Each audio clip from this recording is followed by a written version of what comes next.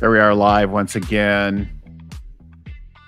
Everybody, my name is Bill Gallagher. We're talking today about the systems behind the symptoms. So moving from the symptoms, the issues that you have trying to grow your business.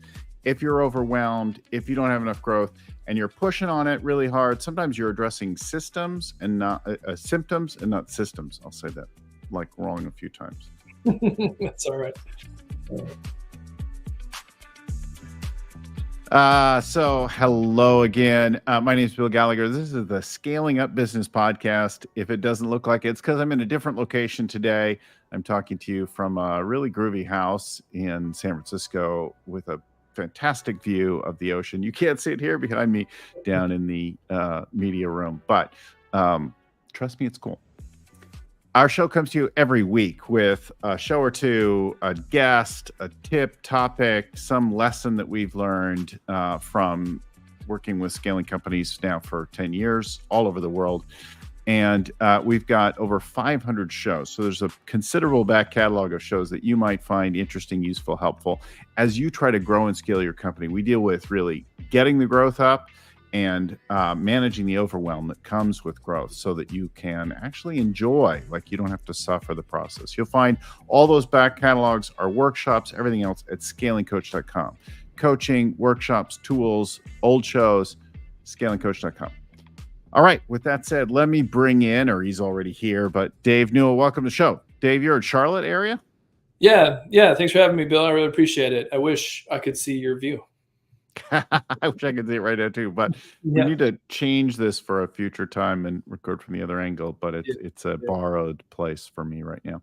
So everybody, Dave is CEO of a company called Evolve Leadership Consulting. They do very similar kinds of work to ours on the East Coast with different kinds of companies. And he's going to talk to us today about this whole focus on systems instead of systems instead of symptoms. I'm like never going to be able to say that today.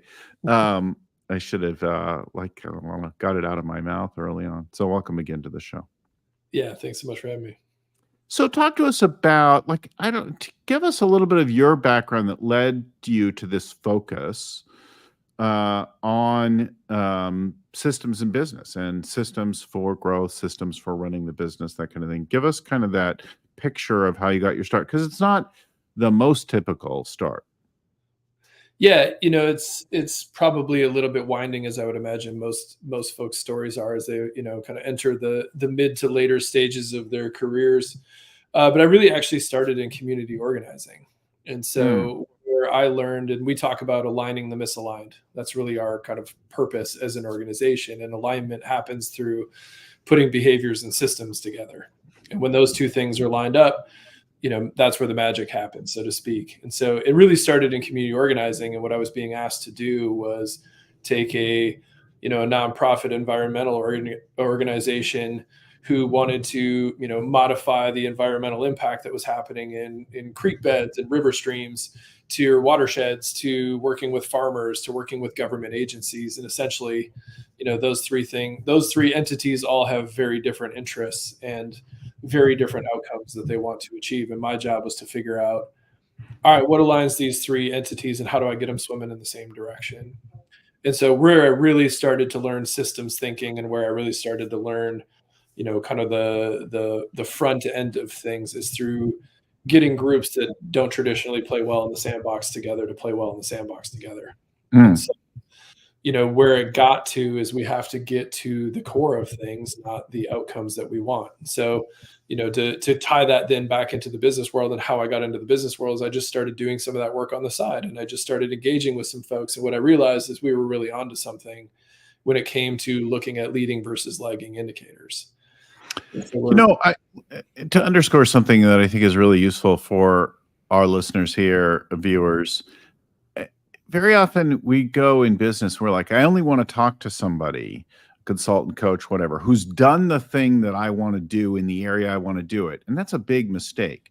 And coming from community organizing and nonprofits or non-traditional background is really useful, because you have to get people to do things for without as much direct control, in particular community organizing, right? You have to get people to do things where you don't have authority over them.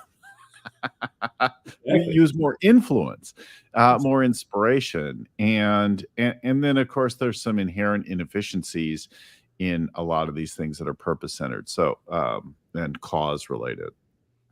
Absolutely. And it's not that dissimilar from being a consultant, right? As much as we like to think we have authority over things, really what we do is enrollment, right? Hmm. And so we're trying to show you a pathway. We're trying to create a story and a narrative and an opportunity and put it in front of you and say, do you buy in or not? Right? Did I do a Hmm. good enough job of Hmm. uncovering what the pain is? Do I do a good enough job of seeing what you can't see at times, showing it to you in a way that gets you to say, yeah, actually, we really need to do something about that. And now I've got your energy and now I've got you tied to it to move yourself through it. So as you mentioned, that the working in community organizing really taught me how to bring disparate groups together. But what it really taught me is we're all part of the same movement. We all wanted something. We all wanted something around this particular concept or this particular idea. In this instance, it was cleaning up a watershed, right? It's not that Hmm. developers didn't want it. They were just more concerned about the potential economic impact. Hmm. You can't avoid that part. You can't say, well, let's not talk about the economics of it. We're really only, here to talk about the water aspect. It's like, well, no, you have to bring that in if you want their buy-in. And what that showed me is every business is essentially a series of systems, but those systems interact with each other. And so, to kind of pick up on what we were introducing at the outset, when you talk about the difference between, symptoms and systems, it's like, well, what you have to recognize is if you turn a dial in sales and marketing, for example, well, that's going to impact your operations and that's going to impact your finances and that's going to impact your culture potentially. And so you can't just turn one dial in your business and hope that fixes everything. You can't just turn one dial and not assume that it isn't going to influence the other aspects of your business. Any dial that you turn has influence and impact over another aspect of your business every time and always. And so really, if you take a systems approach, you have to think about, well, if I twist this dial, where is that going to show impact or influence in other aspects of our business? And how do we kind of preempt some of that movement or be at least prepared or forecast some of that movement before we really twist the dial in sales, for example? I think there's a couple of useful things to underscore there as well. Like if you think about if we get sick as human beings, right? And then a Mhm. common thing when you get sick is take some medicine, whether it's a headache, and you take some aspirin or you take some Tylenol or you take some ibuprofen, like whatever you do, there's other impacts, right? It goes into this incredibly complex, fascinating organism that is our bodies, right? And then it addresses, hopefully, mostly the symptom that we want to address, but it has all these other effects. If you take too much acetaminophen, you're going to get really sick, like you could kill yourself, right? Yeah. And Yeah. right. And all of them have these kinds of things. And then you think about the business, right? Oh, we really want to get our cost of goods down. But if you put all your focus on reducing the cost of your product or service, you might find that you have some defects. You might find you have You have a some quality issue. gaps and things, Yeah. some quality issues, right? Like so, and the same Yeah. thing, like push really hard on your people because you want to get the cost of labor down. And then suddenly you've got upset people who don't want to take care of you and your customers, right? So, Yeah. Yeah, absolutely. And I'll give you a tangible example of how you can twist one dial and have it impact something else. yeah. We were working with a manufacturing company here in North Carolina, and they manufacture industrial screw driving systems. So the big arms that you would see in a Ford factory where they're putting 1,000 screws in a minute, right? These incredibly complex, difficult machines. And they had a 14-week production process, and it was taking them 16 weeks to produce something. And so they Mm, were constantly mm, late.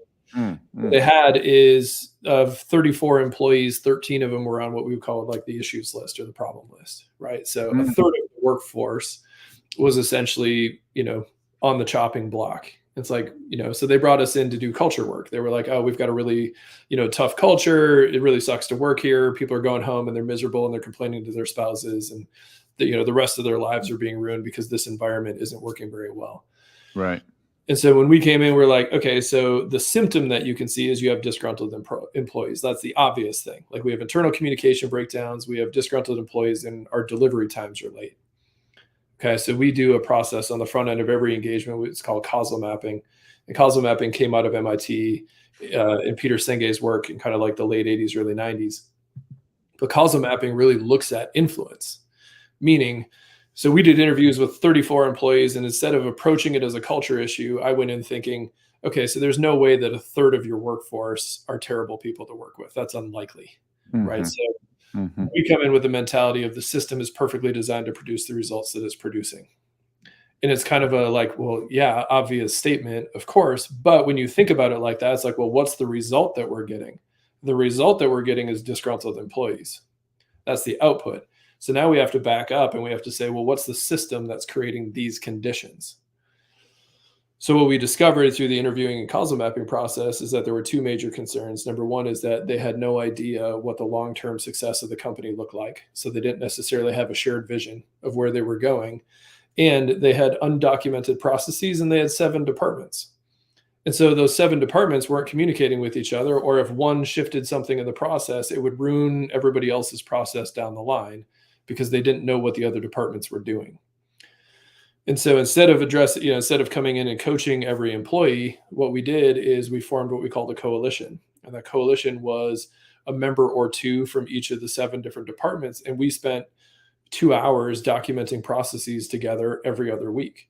But what we were doing is we were teaching each other, like, okay, so when you turn this dial in production or in project management, that shifts this dial down here and that causes this problem. So maybe we need to think about it like this, right? And in 2 months, we had cut 2 weeks off the production time, and only 1 person was left on the issues list, in part because he was just a jerk, So kind of is what it is. But I use that example often in talking about systems versus symptoms, because what you could see, like, we were brought in to do coaching. We were brought in to deal with people problems, but it wasn't a people problem. It was a conditions problem. It was a system problem. So we shifted the system, and pretty soon people started flourishing, and they started talking about, like, oh, it's so great to be here, and et cetera, because we created the conditions for them to be successful. I think I love hearing in that, like, sometimes you think your system's broken, and you're like, oh, my system's broken or whatever.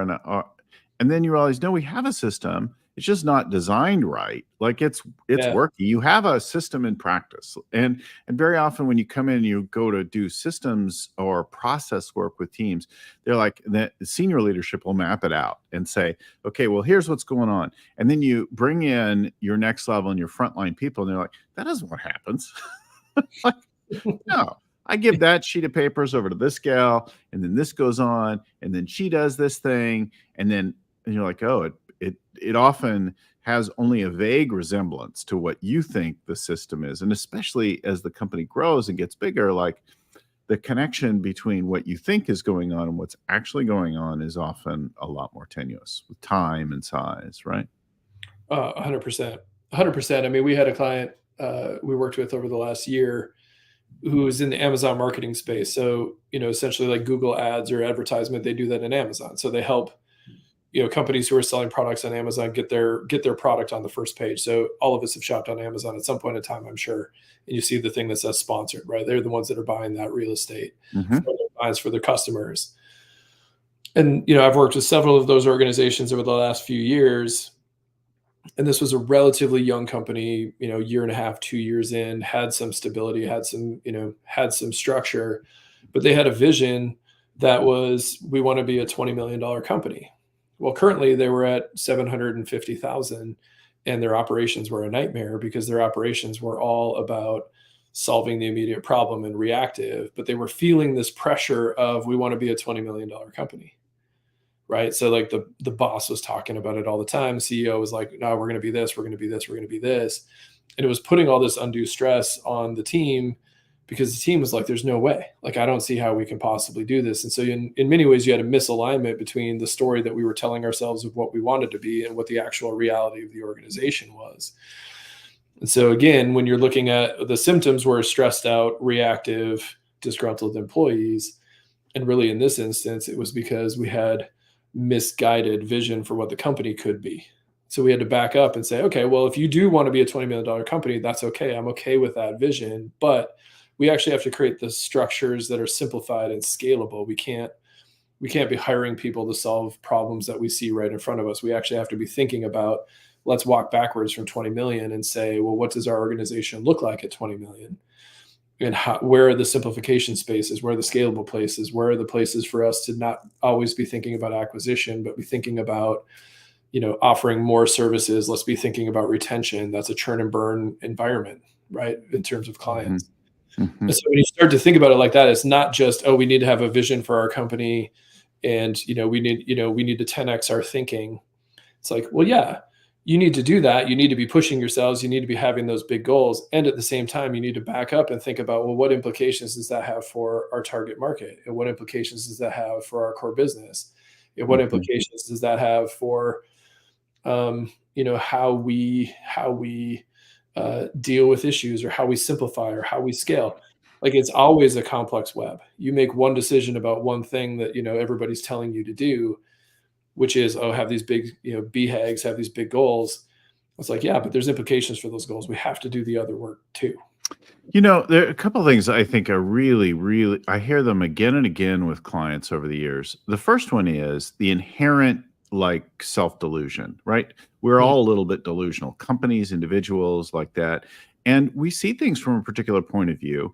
It's not reality. It's a perspective on reality. It's one of many possible truths. It's not that it's inherently wrong. It is one view, think about it. And then we bring into it our own sort of emotional set point.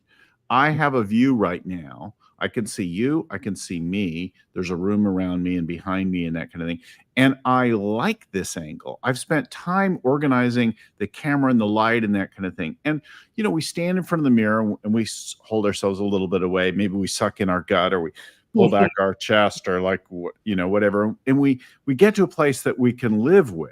But it is not the only reality. And if you could look behind, you'd see the thing that I'm most sensitive about is this thinning, serious thinning of my hair. But from this angle, I look great. From this angle, my chin and my neck look great. So think about it. And it's funny, right? Because, we all I like the way I look at this angle, but there's other angles. And when you get a camera on me in those places, which everybody else sees all the time, everybody else sees all those other angles of me all the time. But I choose and focus on this particular one that I've gotten where I'm comfortable with, right? And that's a funny personal thing. But we do the same thing with our. I'm just as guilty. That's why we do the same things with our companies, right? Yeah. Our business, our department, our product. We have a way that we get comfortable looking at it. And you went to the BHAG as well, the big, hairy, audacious goal, Jim Collins' term for a 10-year transformational goal. And people take on things all the time. And then the team pulls back and they're like, yeah, we don't really want to do that. I had this thing with my wife, and I wanted to create a $250, $500 million company. And she's like, no, I don't want to do that. And she said that to me again and again. And I tried not to hear it for 10 years. And then it finally got to be too much. And she's like, no, we're not doing that. I'm creating a different business. And I think that's again and again, a situation that we deal with. We find ways that we think we should look at things, that we want to see things, and we fail to grapple with what actually is, or other possible ways of looking at it. And like you said, if you're we want to get to 20 million, but we're 750 and we're not at all designed for it, and we're delusional about where we are, right? Yeah. If you said, I'm here, I want to get there, and I gave you directions to do that, but you actually weren't here, you were over there, and you replicated those directions, you followed them, you wouldn't end up where you wanted to go, right? The directions and the place that you are entirely connected. And so, a modern GPS, right, is continually correcting the directions based on where you actually are. But in reality, we're not operating like that. We think we're somewhere else. We're trying to get to this other place. We might even be choosing something that we don't want to do. Yeah. That our heart's not really in. Yeah. Honestly, I resonated with so much of what you said. In part, the thinning of the hair in the back, or the sucking in the gut. I was guilty as charged. But But to your point, I mean, one of the things the reason we start with assessment and we're obsessed about assessment on the front end is because there's so much, if you go hiking, you're in San Francisco, right? Like you could go to one of the state parks right there and you want to go hiking. What's the first thing you look for on the map when you see the trail map? It's the red dot that says you are here. You are here. Yeah. You are here, right? And so much of us are concerned about like, yeah, but where are we hiking to? Like, what does the view look like? Right. So that's that. Well, we want to be 20 million, or we want to be a $250 million company. Like we want that story for ourselves. But what we haven't done is figure out, well, where actually are we on the map? Yeah. And so I think it's a really important process to get real with ourselves, right? To say like, actually, where are we? And so in the 5 facets, we look at culture, strategy, operations, story, and finance. Yes. We know that those are the 5 key aspects of every business. That is true for every business, whether you're a solopreneur or a $500 million company, you have those 5 things. And what we see is that most organizations are good at 2 or 3 of those things, especially small business, not $500 million companies, but the small companies are typically good at 2 or 3 of those things. They might have a great culture. They might have a charismatic leader, a really good sales team, and they're bringing in tons of business, but man, their operations are failing and it's causing a lot of problems. They don't have a very good strategy in place, but they're charismatic and they're interesting. It's like, well, man, if you could just figure that out, you could really see that story. It's like, well, if we just elevated these 2 aspects of our business, the whole thing wins, right? Like it's often 2 or 3 parts of any company that are dragging the rest of it down. And we create some misconceptions. We're good at a few things, right? Exactly your example. It's like, oh, we have a great culture. People love being here. Sure. But you're not getting anything done and the company's not going to sustain itself over time, but it's a great place to work. Right. I think when I start working with a company in the very beginning, we want to look at the strategy. We want to get the strategy kind of clear, but it's not done. Like every year we have to update strategy. In every quarter, we want to look at where we're doing on that plan. And we have to I was talking just minutes ago to an East Coast client with pretty significant sized business, and their January and February sales suck. And they've done some things to try to help the January. Well, they're good sales. They're just not consistent with the growth plan that they laid out. Sure, yeah. And there are some partner and systems issues that are affecting them, and we can't fix it that fast. Now, the outlook for the year is okay, but I'm like, well, you can't beat yourself up about that. It is what it is. It's happened the way it's happened. Do your best. Fix it as quickly as you can. Now we have to think about, okay, so what does that mean for March, April, May? Does it create a cash issue for us? Does it affect our financing, bank loans? Like, what are the implications of all that? Because now we have to deal with what happened. Yeah. No, I love that you said that, because in thinking about like why we created the 5 facets, there's really design elements and there's execution elements, right? And so we think about, you have to align on the design aspects of your business, which is who are we? What's it for? Who do we serve, right? So if you think about kind of what I think about is like the golden circle of your business in terms of a design, you're looking at purpose, you're looking at vision, you're looking at target market, you're looking at core business, and then a term we call strategic identity. And you talked about like getting in on the strategy, but those 5 things have to be lined up, right? Because that's essentially, well, if our purpose lines up with our target market, which lines up with our core business, which lines up with our strategy, we have all the major systems and forecasting finances. If we have all that kind of swimming in the same direction, we're at least starting from a place of alignment, right? Mm-hmm. Now, top, we're aligned. Everybody knows that story. Everybody knows that narrative. And when those pieces are together, that's where we get enrollment, buy-in, and engagement. From there, then you move into the execution elements in all those categories. And that gets obviously more detailed, more complicated as you work your day down. But like, how are we executing that strategy? But you mentioned strategy, and I want to come back to it real quick, because we've really used this concept of strategic identity, and it really comes from a military concept. And the military concept is core intent. And so just a quick example to illustrate what this means. In the military version, if you had a general creating a plan for a particular battle or a particular engagement, back in the 40s, 50s, they'd say, all right, here's what we want to do, and then here's every step down the line in the plan, right? And then what would happen is the first shot would get shot on the battlefield, and that plan was out the window, right? Because nobody remembers the details. They're terrified. They're being shot at. It's stressful, difficult environment to be in, right?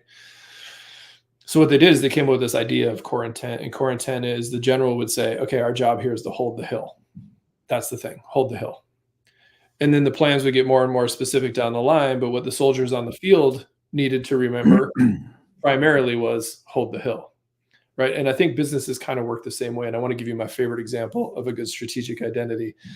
So there's a gas station chain over on the East Coast over here called Quick Trip. I don't know if you have those out on the West Coast. QT is another way it shows up. But when you think about a gas station, you're like, okay, well, what strategic advantage can a gas station have over other gas stations, right? Like everybody sells Mountain Dew and Coke and has gas and whatever. Their strategic identity is clean bathrooms. That is their strategy of how to beat other companies. And if you think about it, what's the other reason you choose gas stations? Can I pee there, right? Can I feel safe if I go into this bathroom? And so if you ever see a quick trip gas station, they are designed to have you enter into the edges of the buildings to walk into these big, beautiful, very well-kept bathrooms that are always tiled, always clean. But it informed everything that they did. It informed how the building was designed. It informed where they focused their energy around cleanliness and the employee experience, et cetera, et cetera. It's like, that's a good example of a strategic identity of like, this is how we differentiate ourselves from everybody else. Now let's talk about how our strategy plays down from there. You know, the word you just said, the word I think that we focus on the most in strategy, it's differentiation. Yeah. Right? So how are you different? How is your Mexican restaurant different than any other Mexican? Oh, it's not really a Mexican restaurant. It's this and that and this. Okay, good. Clear, right? Like, how is your roofing business different than any other roofing business? Like, what is it that's unique about you that we could really lean on and focus on and really be great at that? And that means, right, being willing to suck at some things. That means saying, yeah, it's going to be like this. And we're not like, that's how it is. That's part of what comes with it. It's more expensive, or you have to do it in this way, or like, you know, and you think about all these great businesses and they are unique and they are different. IKEA, right, is a big, huge, successful global business. Yeah. And I hate it.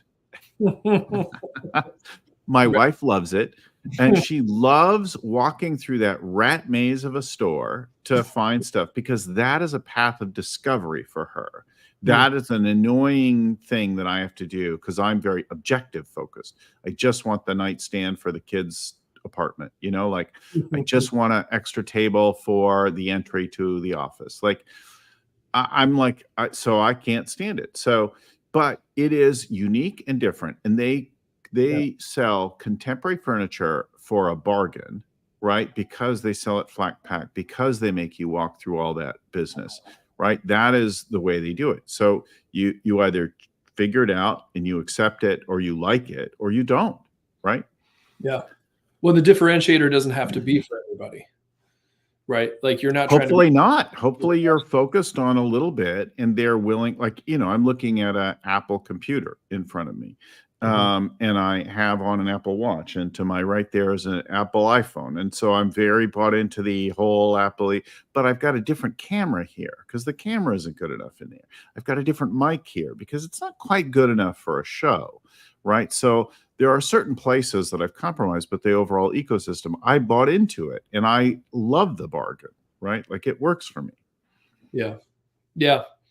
What I think, you know, I love what you're saying, because what I see then is once you have that differentiator, you have to actually execute the differentiator. You can't just say it, right? So again, this comes back to that systems piece of design and then execute, right? So one of my favorite examples of this is on the culture side, right? Like, most organizations have some variation of a purpose or a mission statement. They have some variation of values, right?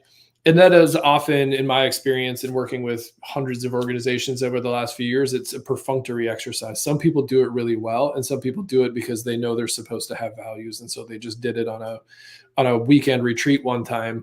And now those values are up on the wall, but they don't really mean anything. They don't really hold anybody to it. And it's not really strategically implemented into their organization.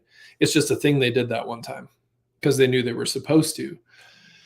So what we want to do is make sure that when we're applying systems thinking, that we're thinking about the design, but we're also thinking about the execution of every aspect. So culture perspective, it's like, yeah, let's have a purpose, which is why do we exist? Let's have a vision statement, which is where are we going? Let's have value statement, which is who are we going to be while we do what we do? And then let's make sure that those are things that we're living into. Let's make sure that those are things that we're executing on. So let's also add behaviors, and those behaviors should be controllable, which is what are the controllable, consistent things that we can do that make these values true, and they're based in reality. And I can tell whether you did it or not objectively. That's a yes or no question. Mm-hmm. Let's also have ritual, which is what are the stories that we tell? What are the language? What are the ways we onboard, offboard, celebrate people? It doesn't have to be 1,000 rituals. It doesn't need to be every day of the week. But where are the touchstone places? Where are those important moments where we celebrate and augment our culture on a regular basis, right? Where people know, all right, when I walk into the office, this is where I'm going to experience it. So with each of the elements in your business, and I know you all do this as well, is to think about, okay, so it's one thing to say it, it's another thing to be it. And so I think where a lot of organizations fall short is they know they're supposed to be doing this thing. Like, I know I'm supposed to have this big, hairy goal, audacious goal. I know I'm supposed to have a vision. I know I'm supposed to have values. I know I'm supposed to have these things. And so they do that exercise because that's what they're being asked to do. But what they often fail at is translating that idea, that concept, or that differentiator into reality. And that bridge space is important. Yeah, if you think about it, so you have these things that you're going to be great at, the differentiator. And the differentiators include the things like a brand promise that the customer experiences and expects. But then there's the operational things that let you deliver on that brand promise, the systems, the suppliers, the kinds of people, all the rituals around your business that allow you to create and fulfill on that on a regular basis at a profit, right? And that's a key difference between profit, a business and say a government organization or a nonprofit who is solely focused on that purpose, that mission and vision and whatever they've got, without the same driver or need to actually turn a profit. And I would say it actually makes things better. And one of my favorite examples, and he's become a little bit controversial, but Elon Musk, right, has profoundly transformed human beings' relationship to the planet and space because he's created reusable rockets. So instead of throwing away a 747 after you fly across the Atlantic, you could use it again, and that is just remarkable. But I'm not sure, like NASA sort of tried to do that with the space shuttle, but it was pretty flawed design. And it took them so long to get that done, and they couldn't keep innovating it. But he's like, yeah, we're going to blow up some rockets, right? We're going to blow them up before we put people in them. but we're going to get them to where they're pretty reliable before we start to put people in them. And that is not something that we understand. Same thing true with the military, right? Military is not like, how could I take that hill or keep that hill at a particular price? They're just like, keep that hill, right? And the main price they consider is the human cost and the political will support for something, right? At some point that becomes unsustainable. But it's not generally about cash expenditure. That business forces innovation and efficiency on something because we have to turn a profit. Yeah, absolutely. And I think one of the things that you're raising for me, in any system that you're implementing, whether it's EOS or Scale Up or the Five Facets or whatever it is that you're implementing in your business, right? You have an operating system, you have these tools, you have these things, and those tools and those things then are led by people, right? And there's a behavior aspect to what you're talking about, which is, we've identified this differentiator. We know we have this plan to execute it, but then we also have to execute it, right? And one thing we talk a lot about from a leadership perspective, we talk about leadership tensions. And tensions in a leadership space is, well, do we ideate or do we execute? Do we focus on perfection or do we focus on progress? Do we focus on the individual or do we focus on the team? Do we focus on authority or do we focus on enrollment? And the answer to all those questions is yes. Mm-hmm. It's okay, well, every one of us has a bias. We might have a bias towards ideation. And so we're really good at designing things. We're really good at ideating. We're really good at exploring new possibilities, but we're not so good at actually getting that product out the door. We're not so good at actually holding the hill, right? We're good at knowing that that's what we need to do, but we're not that good at doing it. So from a leadership perspective, you know, as we start to dive into an organization, we start to identify, okay, well, these are your real tension spaces. These are the spaces where your bias as a leader, or your bias as a leadership team is actually costing your business the potential for profit or execution or whatever it might be.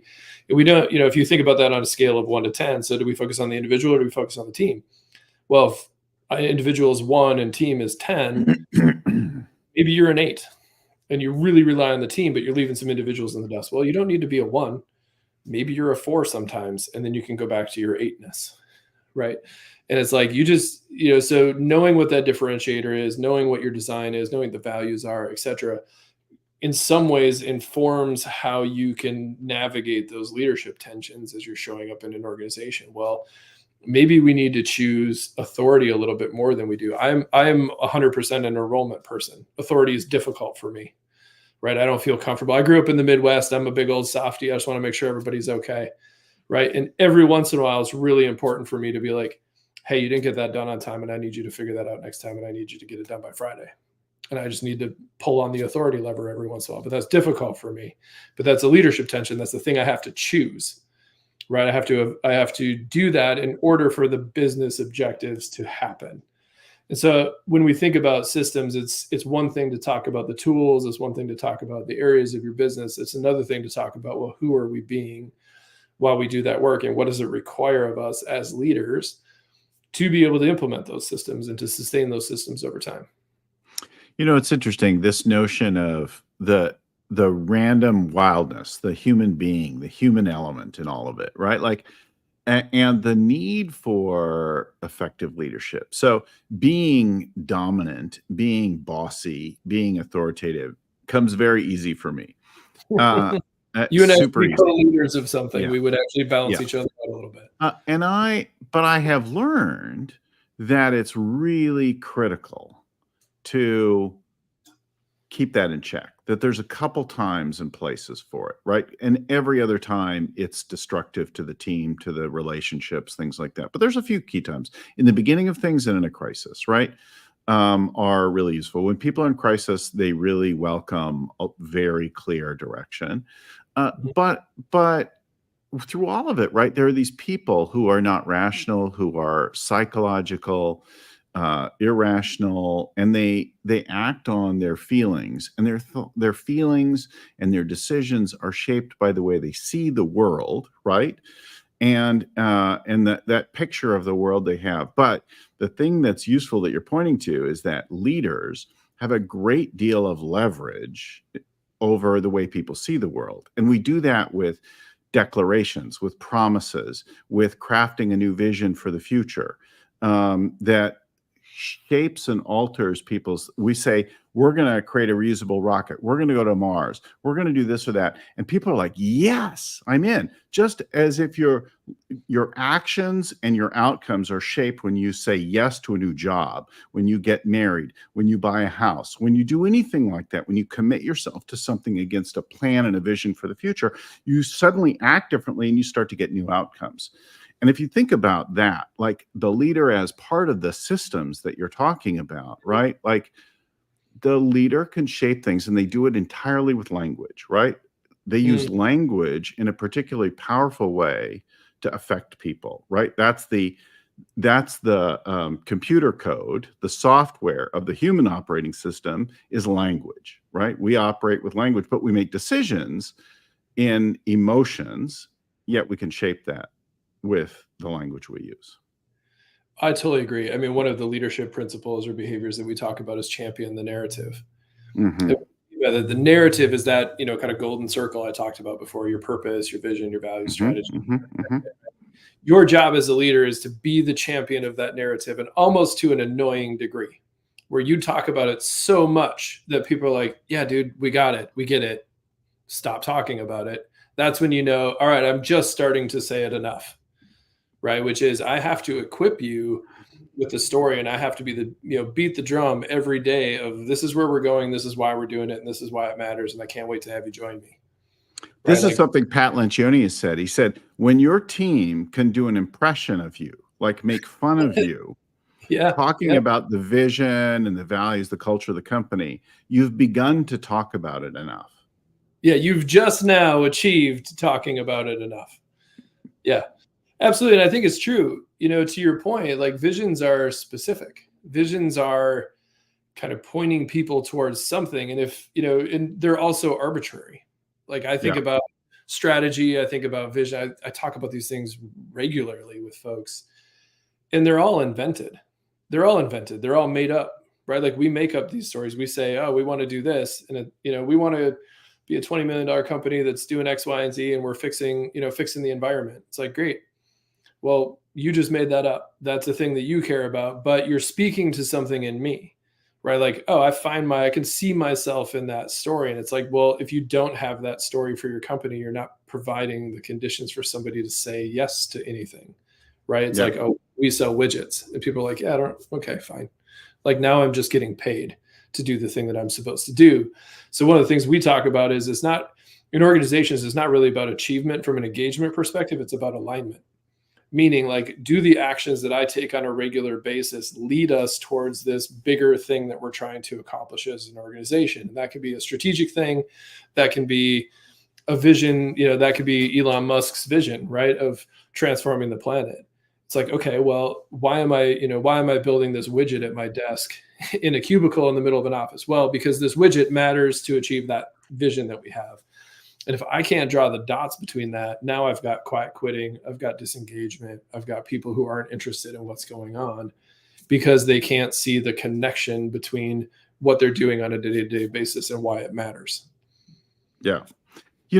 There's something that you spoke around there that I think is fantastic. So you're like, there's meaning added, it's all made up, that kind of thing. And it's really useful to realize you can express a vision, a commitment, you can make it up, but you're also unconsciously making up things. We all are, not you. We all are doing. We're Yeah. unconsciously make up explanations for our lack of performance in things, but we make up things that are often disempowering.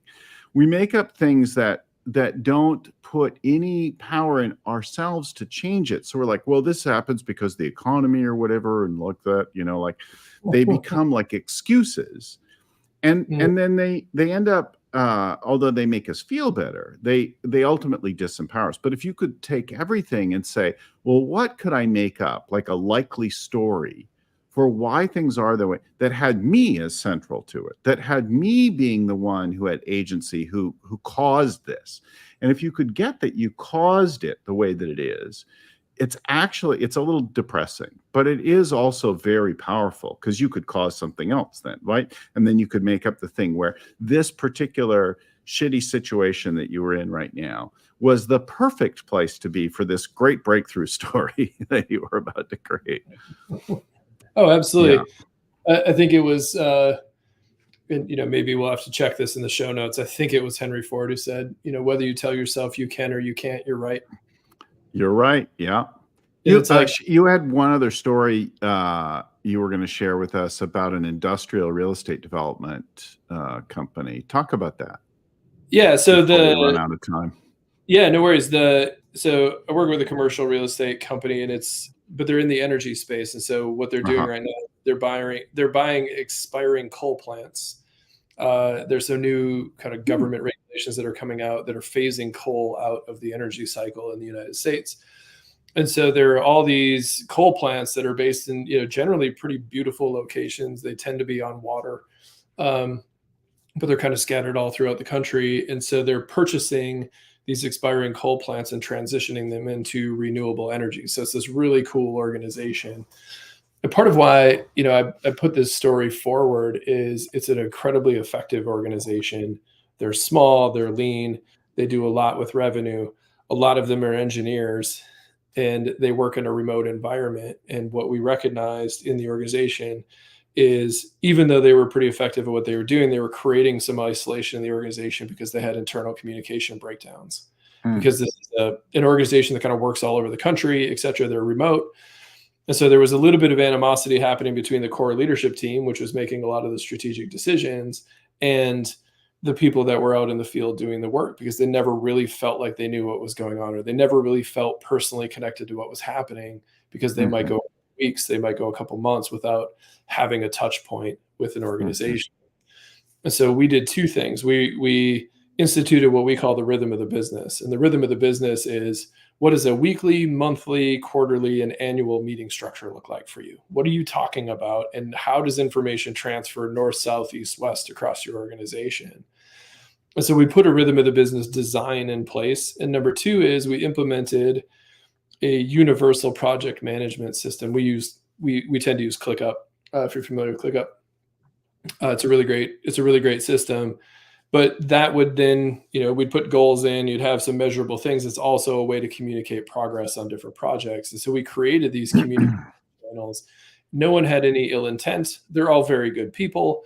They all really cared about the work that was being done, but the system of communication wasn't in place. As soon as we put the system in communication in place and project management in place, you started to see the connection to the overall goals change, et cetera, et cetera.